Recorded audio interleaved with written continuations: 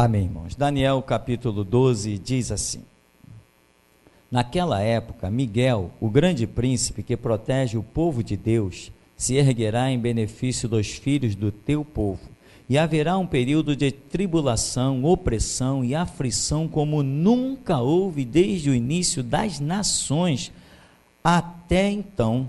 Contudo, naquela época, o teu povo, toda pessoa cujo nome está escrito no Sefer, livro, será liberto.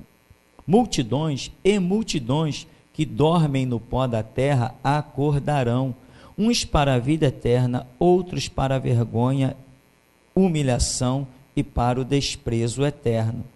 Os que têm o entendimento e são sábios resplandecerão como o fulgor do firmamento, e todos quantos se dedicam a conduzir muitas pessoas à verdade e à prática da justiça serão como as estrelas, brilharão para sempre por toda a eternidade. Porém tu, ó querido Daniel, tranca em segredo, mediante um selo, as palavras do livro, até o tempo próprio do fim.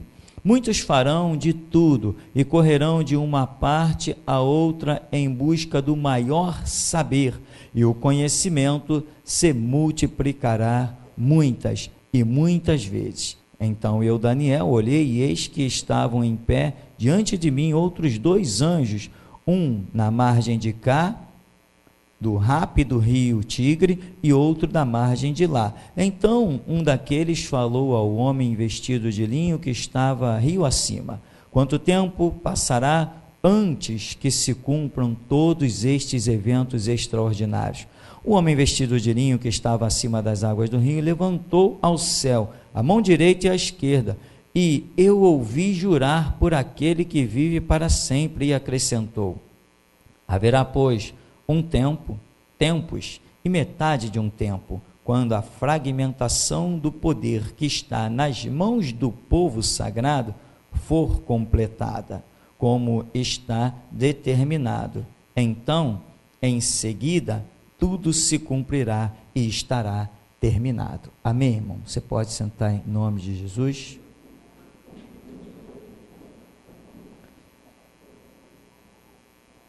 Irmãos, você sabe, Deus está falando, né? A revelação veio a Daniel, e Daniel é chamado de um homem muito amado, e não vemos que Daniel tenha feito nada diferente do que aquilo que a Escritura nos ensina: andar na verdade, andar na lei do seu Deus. Isso fez de Daniel um homem muito amado. Quem quiser ser uma pessoa muito amada diante de Deus, é só andar na lei de Deus, e Deus vai amá-lo de tal maneira que vai abrir as suas asas sobre ele, e vai dizer: 1000 cairão ao teu lado, 10.000 à tua direita, tu não serás atingido. Quem já viveu isso, levanta a mão. Então, meu irmão, eis a realidade da gloriosa palavra do nosso Deus, que se manifesta, e impressionante, isso acontece comigo e eu tenho certeza que acontece com todos. Quando nós lemos este livro, alguma coisa nos diz que verdadeiramente ele vem do trono de Deus. Não tem como ser diferente. As palavras são organizadas de uma forma muito impressionante, que nós entendemos que o cérebro humano sozinho não conseguiria organizar o parafraseado que existe nessa escritura. É algo muito tremendo, é algo muito forte, muito impactante, desce na nossa alma de uma maneira como não acontece quando nós lemos outros livros. Então nós sentimos que temos a obrigação de crer, nos entregar, corresponder ao que este livro aconselha e também exige. E diz aqui, naquela época, Miguel, o grande príncipe que protege o povo de Deus, se erguerá em benefício dos filhos do teu povo. A Escritura diz que os anjos são ministradores a respeito dos que hão de herdar a vida eterna, a respeito dos que hão de herdar a vida eterna. Quem é que haverá de herdar a vida eterna? Quem anda segundo a palavra, que é uma vereda estreita e um caminho apertado. Então, os anjos de Deus não são enviados em prol de qualquer um, nem porque simplesmente eu estou dentro da igreja ou estou atrás de um púlpito, não, porque tem muita gente que está dentro da igreja, que está assim atrás do púlpito, que nem eu, e que não herdará o reino de Deus. Tem muita gente que tem título de apóstolo, de bispo, de pastor, e não vai ver a glória de Deus, porque título nunca salvou ninguém. O caminho que conduz para o reino dos céus não é um título, é uma vereda estreita e um caminho apertado, e ele se chama lâmpada para os nossos pés e luz para o nosso caminho, é a tua palavra. Então, aqui está dizendo, está repetindo aquilo que toda a Escritura certamente repete. Então, os anjos são ministradores a respeito dos que hão de herdar a vida eterna. Você tem trilhado esse caminho da vida eterna? Você olha no espelho e não vê acusação? Se você olha no espelho e não vê acusação, nesse momento, o que você me diz? Existem mesmo, os anjos são enviados a meu respeito. Você crê nisso? Se você crê nisso, eu vou te perguntar, além dessa questão do crer, você confia nisso? Nas tuas piores situações, nos teus piores abismos, adversidades, você crê que o anjo de Deus está ao seu lado para te guardar, para te proteger, para providenciar, seja lá o que for. Teve um anjo que desceu e colocou pão sobre brasa para Elias. Come, Elias, tua caminhada é longa. Com a força daquela comida, caminhou 40 dias e 40 noites até chegar a Horebe. Um anjo foi enviado a respeito do povo de Deus e matou no arraial do inimigo 185 mil assírios, não foi isso? 185 mil guerreiros mortos pela espada de um anjo, e eles nem viram o que o mataram, mas Israel soube o que os manteve de pé. Os anjos são ministradores a respeito dos que hão de herdar a vida eterna. E quanto a isso, nós não temos dúvida, porque se tivermos dúvida, ora, quem age por dúvida não age por fé, e sem fé é impossível agradar a Deus. Então, se nessa hora aparecer diante de nós a pior ameaça, nós apenas vamos dizer, resolvam com os anjos que estão aqui dentro. Porque eles certamente tomarão a nossa frente, e as asas do Altíssimo certamente se abrirá, e nós veremos 1000 cair ao nosso lado, 10.000 à nossa direita. Jamais seremos entregues à morte como ovelha levada ao matadouro, enquanto Deus não disser para nós, cumpri o teu tempo. O que Pedro disse? O Senhor Jesus já me revelou que brevemente hei de deixar o meu tabernáculo. Pegaram ele e o mataram. Paulo disse, combati o bom combate, completei a carreira e guardei a fé. Pegaram ele e o mataram. João Batista disse, minha missão está cumprida, importa que ele cresça e eu diminua. Pegaram João e o mataram. Somente te pegarão para glorificar a Deus com o seu sangue, quando Deus te der uma declaração de que encerrou a tua missão. Enquanto isso, ele cerca o inimigo, faz ele cansar. O inimigo se fadiga correndo atrás de ti. Viu o que fez Elias? Acabe saiu com a sua carruagem. Elias saiu na frente correndo, chegou primeiro. Quando Acabe chegou lá, Elias já estava sentado comendo. Você crê nisso? Você sabe que reino de Deus é para os loucos, né? Por isso eu quero te dizer, bem-vindo ao hospício. Bem-vindo ao hospício, porque esta fé que temos aqui vai sacudir o planeta, de tal maneira que se ele não tivesse bem fundamentado, ele seria abalado. E eu estou vendo se aproximar algumas profecias. Está na hora de chegarmos na mesa redonda dos adversários. Está na hora da espada flamejante do Senhor ecoar nos ares. Está na hora deles se curvarem em cima dos seus caixões. Está chegando a hora, irmão. Está na hora de eles que pensam que são poderosos saberem que o poder deles não aflige nem a nossa unha, nem um fio de cabelo. E que o Senhor Deus nos abra os céus e que a palavra se cumpra. Não te preocupe com o que vai dizer, porque quem fala pelos vossos lábios é aquele Espírito do trono da glória do Pai. Então, irmão, os anjos estão aí. Estão aí, irmão, estão aí mesmo.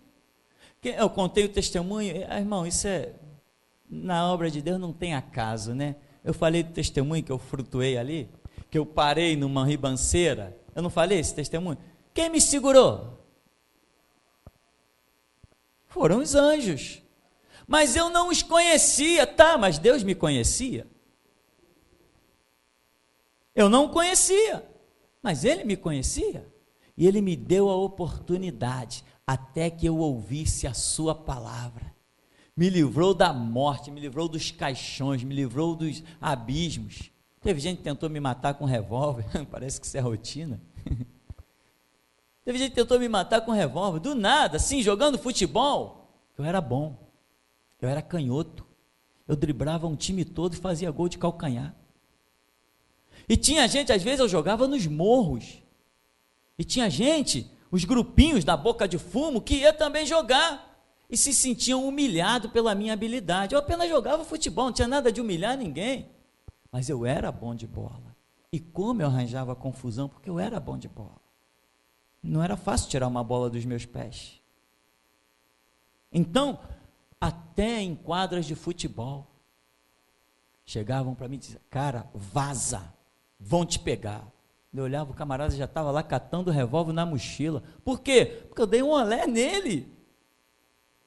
Mas a mão do Senhor poderosa me sustentou até aqui. Né? Ele queria me dar uma oportunidade para eu conhecer o seu nome.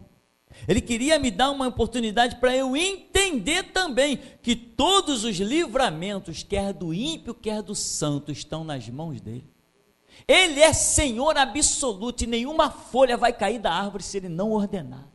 Nenhuma vida baixa a sepultura e nenhuma se forma no ventre se ele não determinar que assim seja. Ele é tremendo, é glorioso e ele projetou que eu conhecesse isso. E pelas suas misericórdias sempre que estão à frente do seu trono, porque a misericórdia triunfa do juízo, ainda que o juízo será sem misericórdia. Deus não apresenta primeiro o juízo para ninguém, primeiro ele apresenta a misericórdia. Isso é fato, pois até em 2009, quando eu cheguei na 6ª DP, o então ex-delegado atualmente, né, disse para mim, eu sou delegado, sou espírita, e eu armei para você. E disse, eu te ouvi a semana toda, agora você vai me ouvir. Claro que eu não ouvi ele, já falei para os irmãos, não ouvi, não deixei ele falar mais, para mostrar que cristão de verdade, na voz da restauração, não se curva a delegado, se não se curva a traficante, que mata a balde. Traficante tem que me respeitar e me respeita. Eu não me calo para traficante, eu não tenho medo de revólver. Onde estão os anjos de Deus? Estão aqui? Estão aqui? Estão passeando no meio da igreja? Se eu ignorar esses anjos que aqui estão, aí eu vou ter medo do revólver, da faca, vou ter medo de qualquer coisa.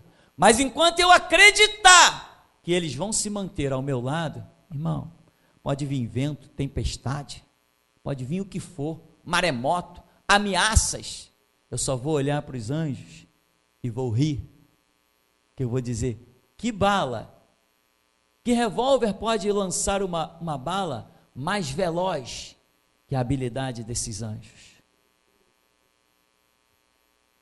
Que arma pode disparar se o meu Deus não ordenar que ela dispare? Isso é o que eu creio do poder de Deus. É isto o que eu creio. E às vezes as pessoas dizem assim, porque as pessoas estão com essa ideia de que pastor é elite. Irmão, pastor elite é nesse mercenarismo que tem por aí. Eu já falei, eu sou pastor, eu entro em qualquer antro, eu entro em qualquer canto, vou em qualquer lugar. Às vezes a pessoa, tu foi em tal lugar? Que isso? Aquilo é muito perigoso. Irmão, só existe lugar perigoso para os outros. Para mim não existe nenhum lugar perigoso no mundo.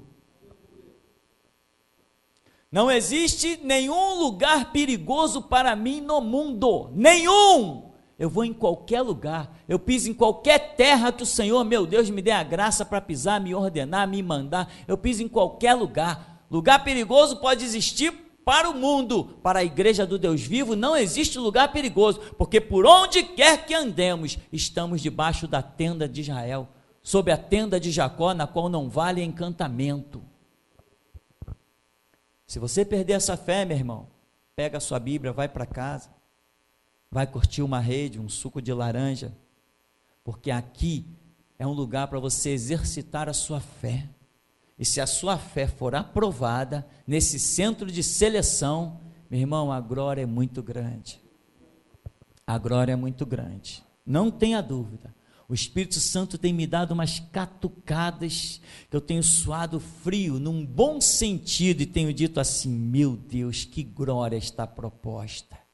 Eu não pegarei o clímax, o top dessa glória, eu não pegarei, mas eu pegarei o princípio dela, e minha alma já se satisfaz. Minha alma já se satisfaz. Hoje eu já testemunhei diante de juiz, já testemunhei diante de delegado, já testemunhei diante de policiais. Quando estivemos lá na Sexta DP preso, uma vez a Globo quis fazer reportagem, os policiais lá, um desviado da Maranata, o outro que a mulher ia na Nova Vida, e tal, um monte de gente com uma certa influência cristã. Quando eu fui depor, eles falaram assim, quero nem ficar aqui, deixa eu sair daqui, eu estou sentindo que tu está meio nervoso, eu não quero nem ver. Falou assim para mim, entrou numa divisória, entrou para a porta e foi para o outro lado da porta para ficar escutando a entrevista. Foi bom ele não estar mesmo ali. Sei lá para onde foram tantas flechas, alguma podia ter acertado ele. Quando acabamos a entrevista, o camarada desviado da Nova Vida saiu e falou assim, rapaz, mas tu mandou bem, hein? Foi só o que ele teve coragem, o semblante dele estava transtornado. Eu acho que ele nunca imaginou que de um evangélico ele ouviria tanta coisa. E as pessoas me perguntavam, uma das perguntas, mas e as outras igrejas não pregam como você? Eu dizia, não me compare a eles. Não me compare a eles. Quer manchar as minhas vestes? Todo mundo, ó, hã? E os desviados da Nova Vida, e o outro, sei lá, tudo atrás da divisória ouvindo. Mas por que você não prega como outros? Não me compare a eles. Cada um prega o que quiser, eu prego aquilo que eu sei que é verdadeiro. Então, meu irmão, a sua fé consiste em saber das coisas espirituais e não duvidar delas.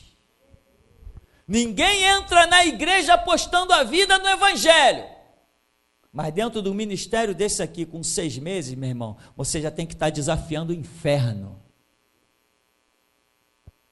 Com 6 meses nesse ministério, você tem que estar desafiando o inferno, porque aqui a Bíblia não é um livro escondido, nem um veículo de exploração do teu bolso. A Bíblia aqui é revelada à tua alma e ao teu espírito. Você tem a obrigação de, com 6 meses, desafiar o inferno e dizer, diabo, sai do meu caminho, senão eu arranco o teu chifre. Porque você tem tido conhecimento, e a fé vem por ouvir, e ouvir pela palavra de Deus. Tem pessoas que ficam tão impressionadas aqui nesse ministério, depois de 15, 20 anos em outras igrejas, quando estão aqui com 3 meses, chega perto de mim, pastor, que eu me converti há 3 meses, e quantas vezes eu levei um choque, como assim?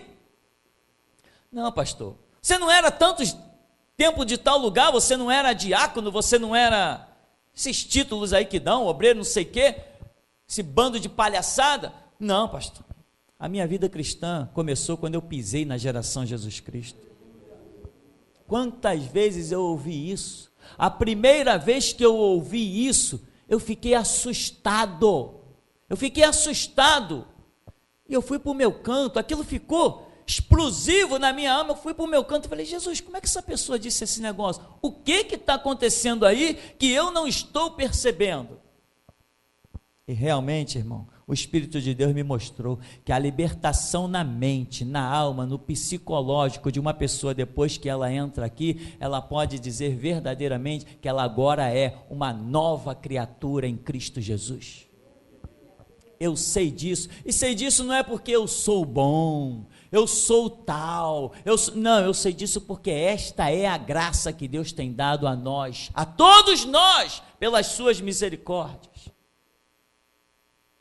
Nós sabemos em que andamos, nós sabemos a libertação que alcançamos, nós sabemos o entendimento, nós temos a experiência dessas letras se mexerem, literalmente se mexer, meu irmão.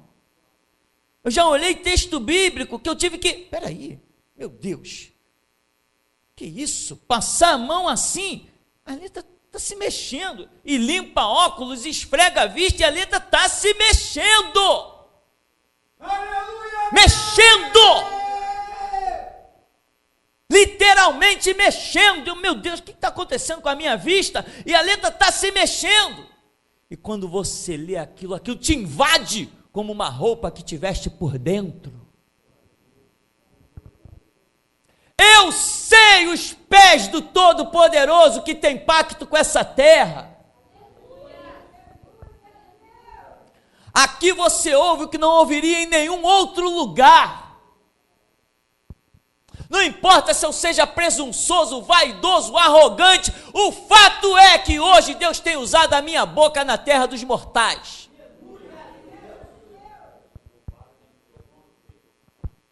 Não ando em função de dinheiro, não ando em função de ouro e de prata, mas uma coisa é que a palavra dele tem se cumprido na minha vida e eu não tenho falta de nada.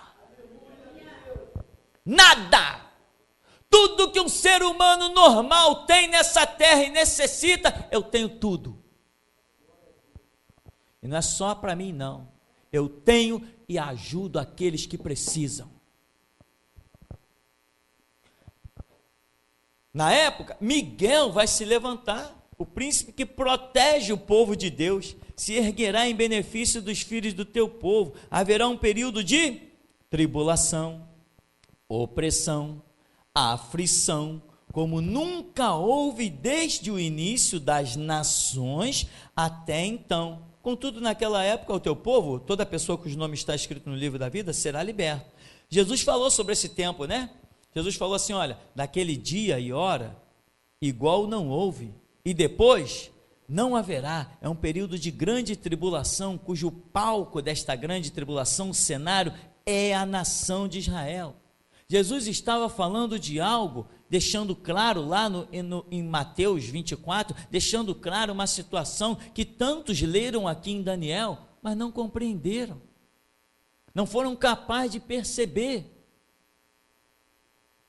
Tem outro detalhe que diz ainda nesse verso 1, que diz que um período de aflição como nunca houve, desde o início de quê?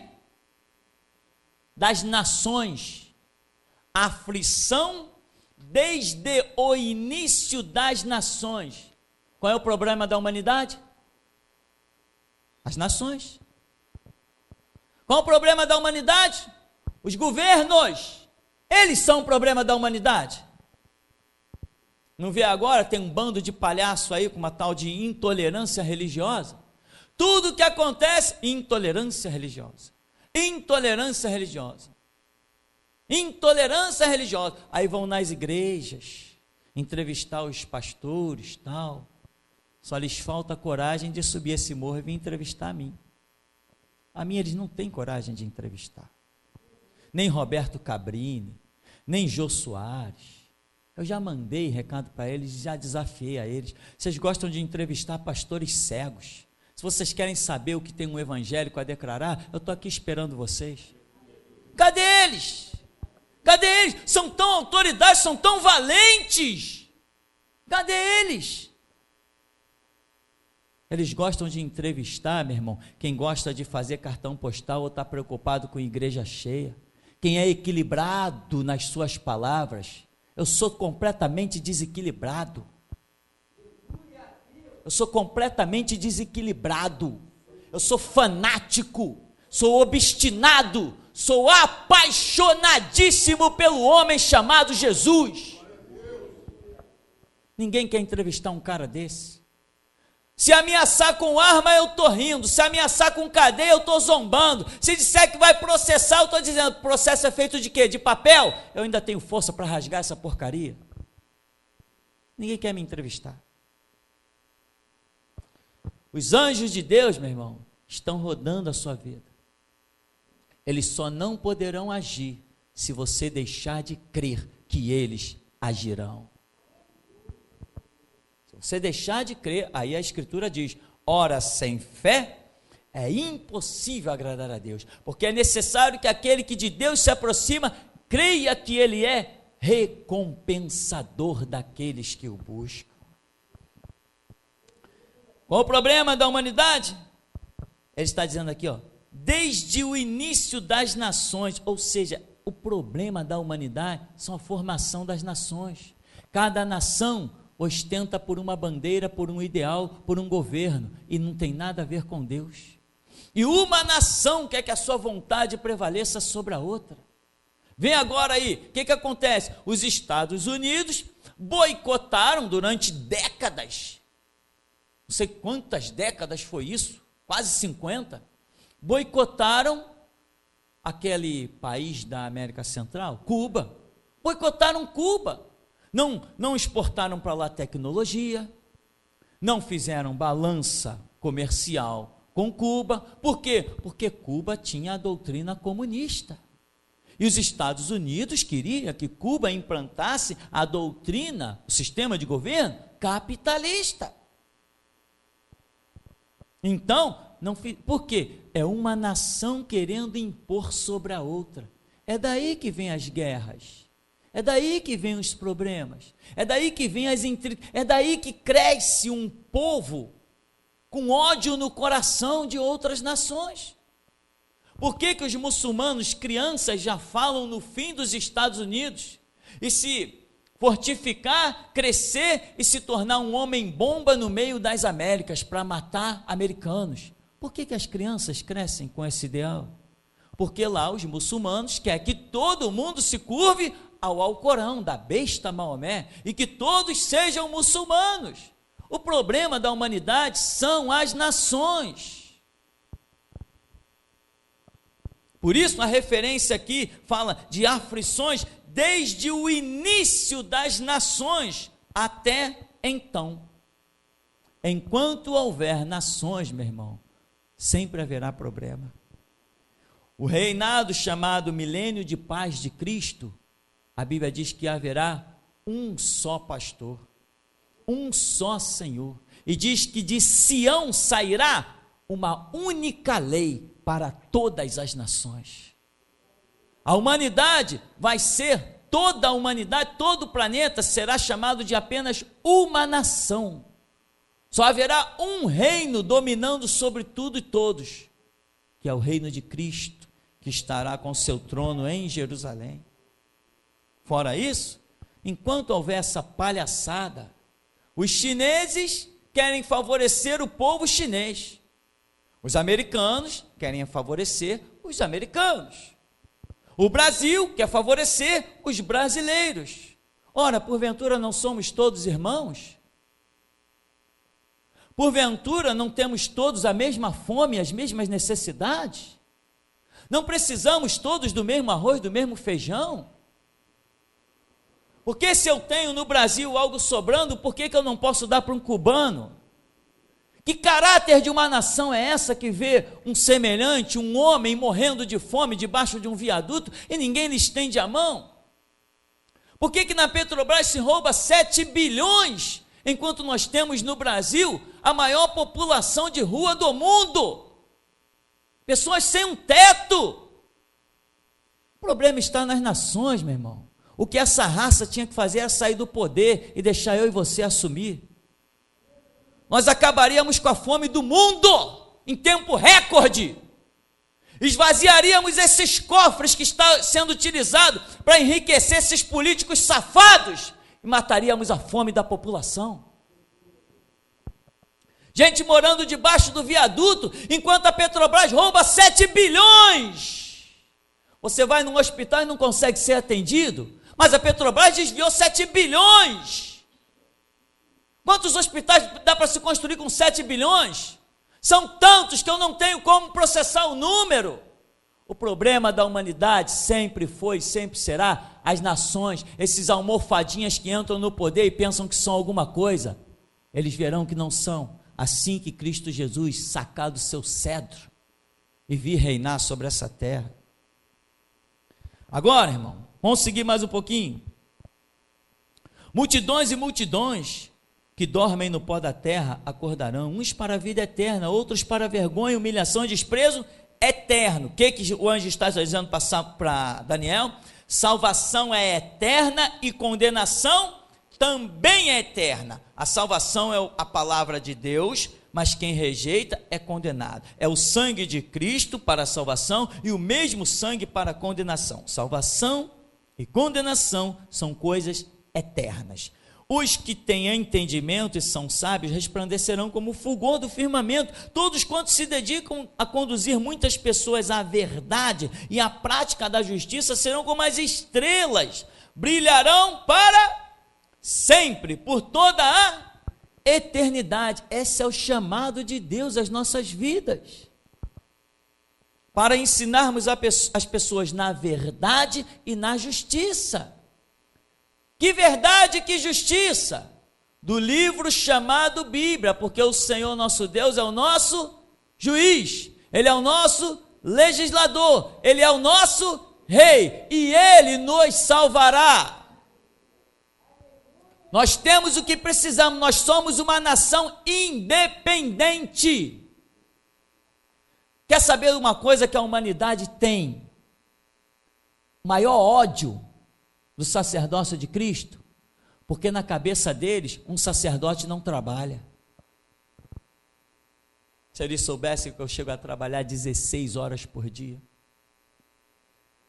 Eu começo a trabalhar na hora que acordo, cerca de 7 da manhã. Enquanto estou de pé, às vezes o cansaço me domina, com esse frio eu durmo às 9, e às vezes eu durmo 1 da manhã. Enquanto estou de pé, estou trabalhando e fazendo alguma coisa para o meu Cristo. Mas para o mundo lá fora, só porque eu não saio num ônibus às 8 da manhã e volto às 17 horas para casa, o mundo acha que eu não trabalho. E digo uma coisa, o mundo odeia os sacerdotes de Jesus Cristo, porque somos libertos. E o tempo que trabalhamos, seja 16, 17 ou 24 horas por dia, trabalhamos com o maior de todos os prazeres. Nunca nos vemos cansados nem afatigados, porque o Senhor é quem renova as nossas forças como a águia. Nós subimos, corremos e não nos cansamos. Seremos como Moisés. Seremos como Moisés. O grito da meia-noite, guarde essa informação, meu irmão. O grito da meia-noite será composto de várias pessoas idôneas, idosos, que serão mais rápido que os jovens. A unção vai despedaçar todo jugo. Quem tem ouvidos para ouvir, que ouça a glória que está proposta. Deus vivo!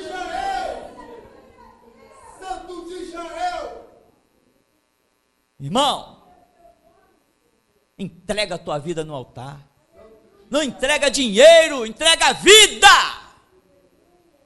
Deixa eu abrir um parêntese. Uma vez veio um missionário de fora numa igreja batista e pegou um cesto grande e botou na frente da igreja. E ele, olha, eu preciso fazer missões, pregou na igreja, foi a bênção, agora está esse cesto aqui, você que tem alguma coisa que possa ofertar, você que tem dinheiro, você que tem joia, você que tem, seja lá o que for que possa ser utilizado na obra de Deus, vem aqui ofertar. Põe nesse cesto. As pessoas levantaram, ia lá, abria a carteira, jogava dinheiro, gente joga chave de carro, gente joga envelope com não sei o que dentro, gente tira aliança e joga, sabe, aquele impacto, e as pessoas colocando tudo dentro do cesto. Daqui a pouco se levanta um menino, e a Bíblia diz que da boca dos pequeninos sai o perfeito louvor. Se levantou um menino do meio da congregação, todo mundo se assustou, ele deixou o pai lá e veio. Quando ele se aproxima, todo mundo ficou olhando na mão do menino, não tinha nada. Ele entrou dentro do cesto e sentou. Entrou dentro do cesto e sentou. Menino, o que tu está fazendo aí? Eu estou dando a minha vida para missões.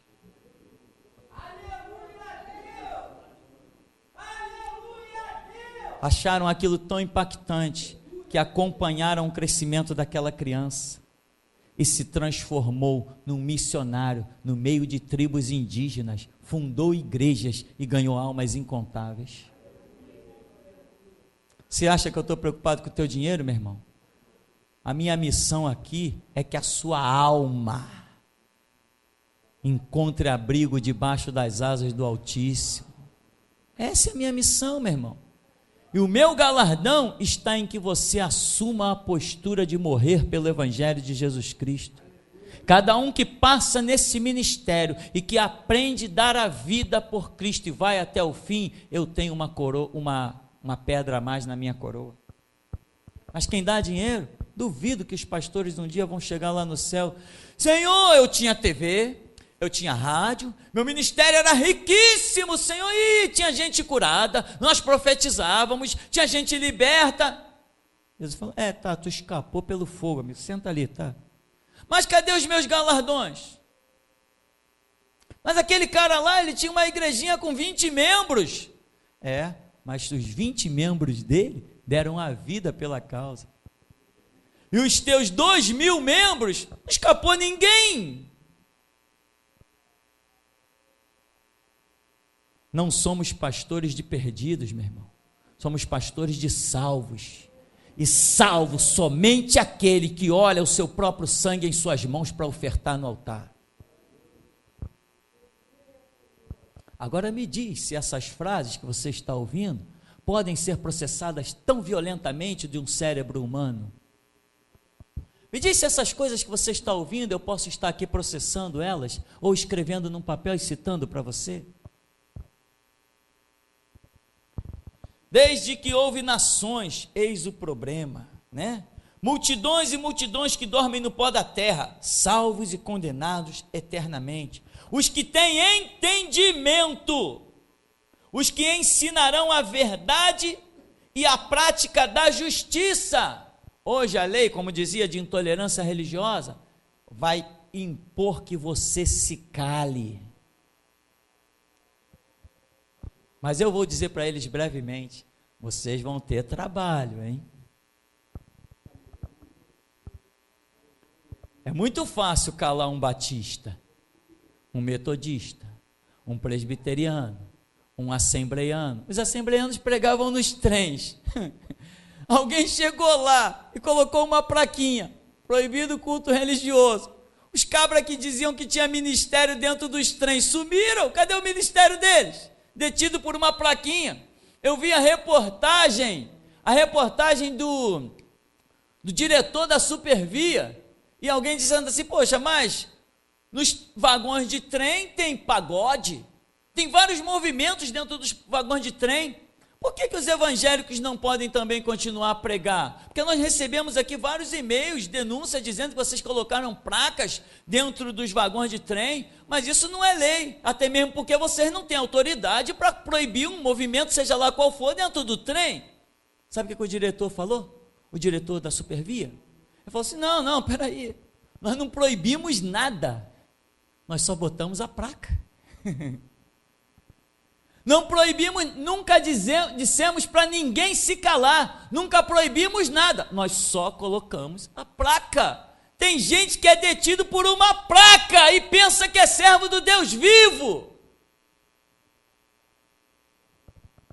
Aqui tem que, para você resplandecer como os astros, brilhar para sempre como as estrelas por toda a eternidade, nada pode te calar. Aquilo que você sabe que é verdade, você tem que morrer por ela como teu Senhor morreu pela verdade. Aquilo que você sabe que é justiça, você tem que mostrar a verdade e morrer pela justiça como teu Senhor morreu pela justiça. Minha alma engrandece ao Senhor. Meu espírito se alegra em Deus, o meu Salvador, pois com poder tem feito grandes coisas e com misericórdia demonstrado amor. Esse é o meu próprio cântico para o meu Deus nesse momento em que Ele está me mostrando as suas grandes obras. Se alguém disser, mas você é intolerante e religioso, sou apaixonado pela verdade. E o que tange que isso seja classificado como intolerância, julgai entre vós, porque nós já decidimos que não cerraremos os nossos lábios, não podemos nos calar daquilo que temos visto e ouvido, pois somos testemunhas, nós e o Espírito Santo, que Deus dá àqueles que o temem. Espírito Santo que Deus dá àqueles que o temem.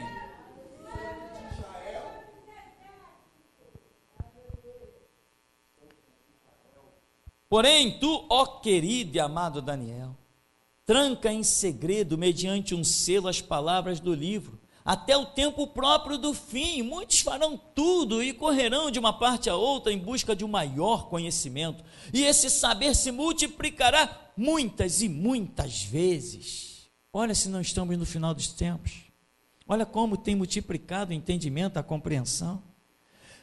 Tu, amado Daniel, tranca em segredo, mediante um selo, as palavras do livro, até o próprio tempo do fim. Irmão, Daniel, tranca em segredo as palavras. Meu irmão, isso aí é diferente de esquece, despreza, deixa para lá, isso não é para o teu tempo, então esquece isso, Daniel, deixa isso para lá. Não, tranca significa guarda,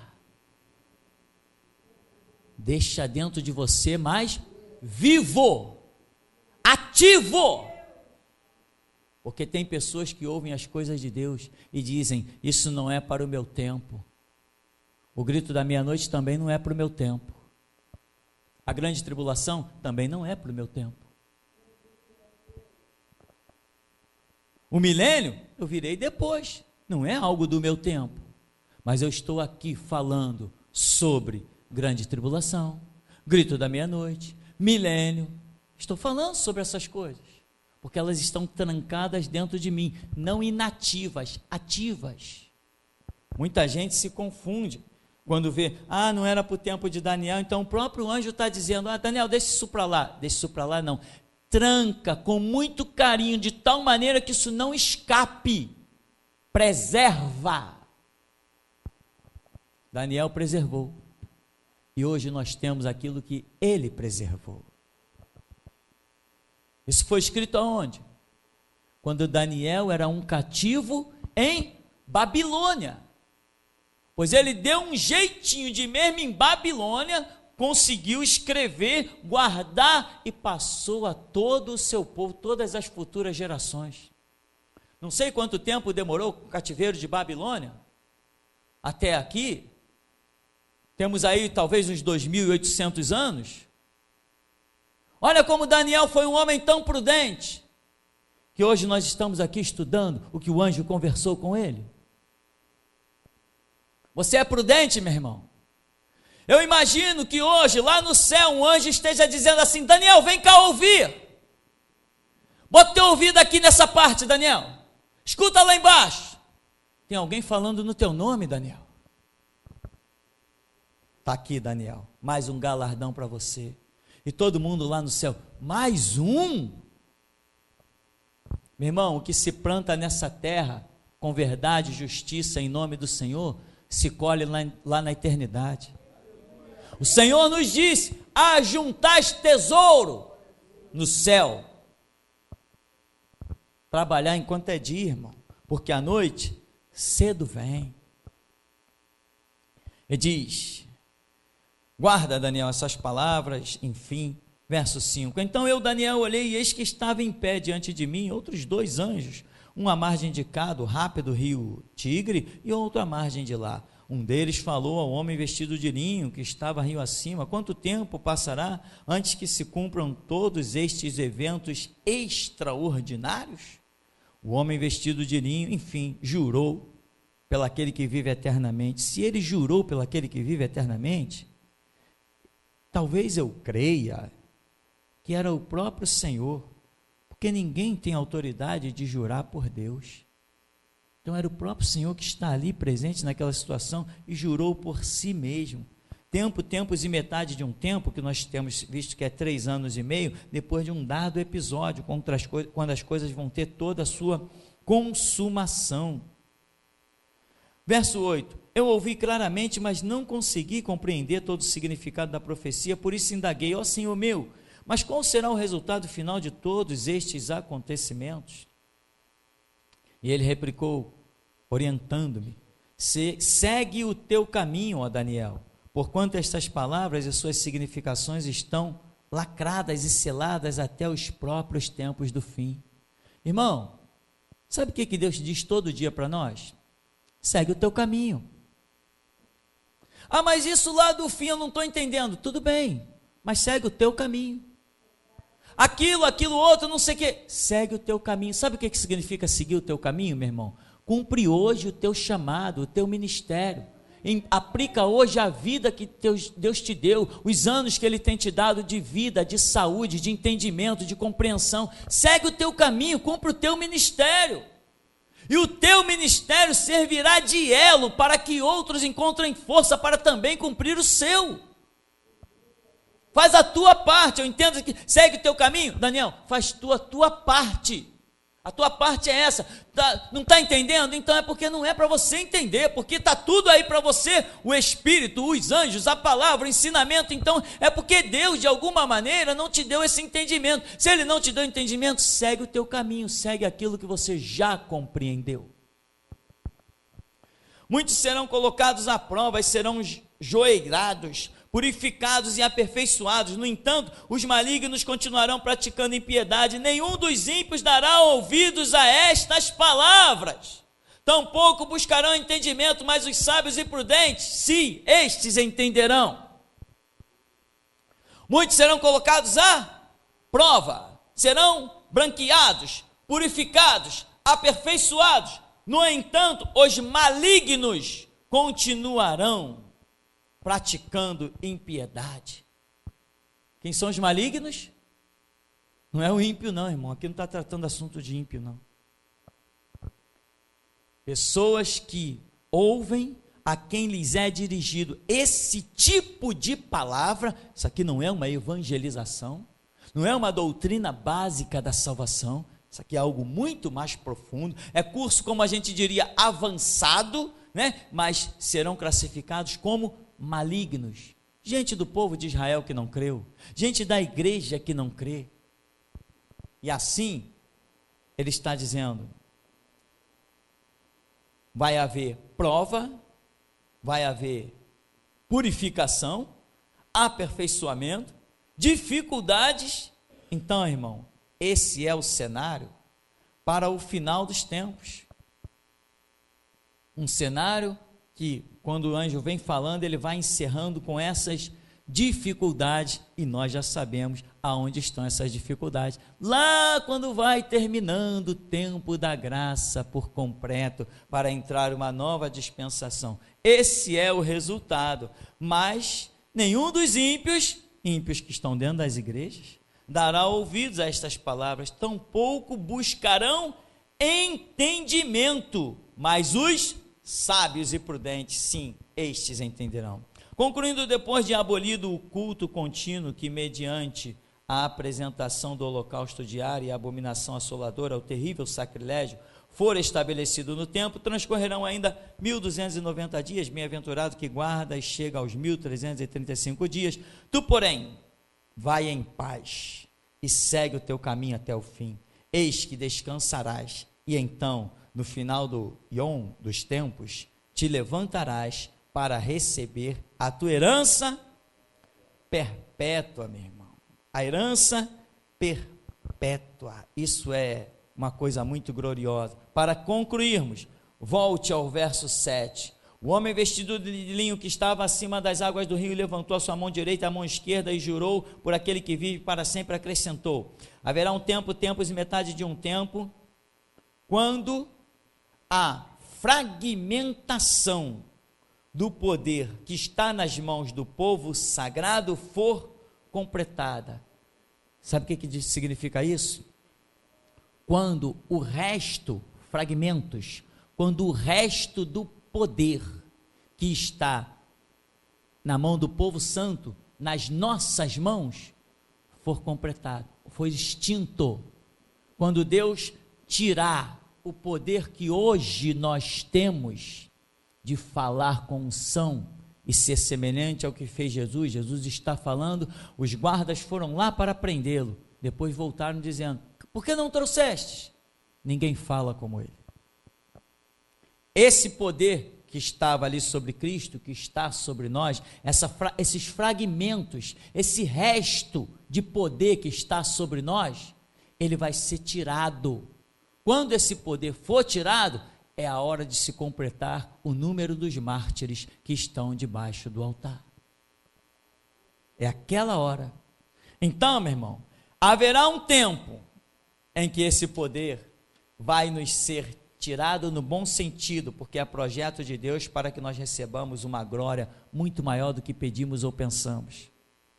Porém, eu te aconselho, sabe, irmão, aproveita o poder que está sobre você, vai para a Escritura, vai buscar a direção de Deus, vai desfazer as obras do diabo, vai libertar os cativos e os oprimidos, vai restaurar os diantes assolados, vai envergonhar as obras das trevas, vai mover nas regiões celestes, vai destronar Satanás, vai puxar ele pelo rabo, pisa no chifre dele, exerce pelo menos um fragmento de poder ainda em nossas vidas. E se isso é fragmento, imagina no milênio, quando isso for completo. Se hoje eu estou vivendo um fragmento e eu calo o delegado, desafio o juiz e mando o revólver do traficante passear, imagina no milênio. Verdadeiramente eu acredito que aquilo que eu tenho entendido, eles vão apontar suas armas, mas eu vou dizer, não vai sair bala daí. E até aqui, meu irmão, nos tem ajudado, Senhor. Amém.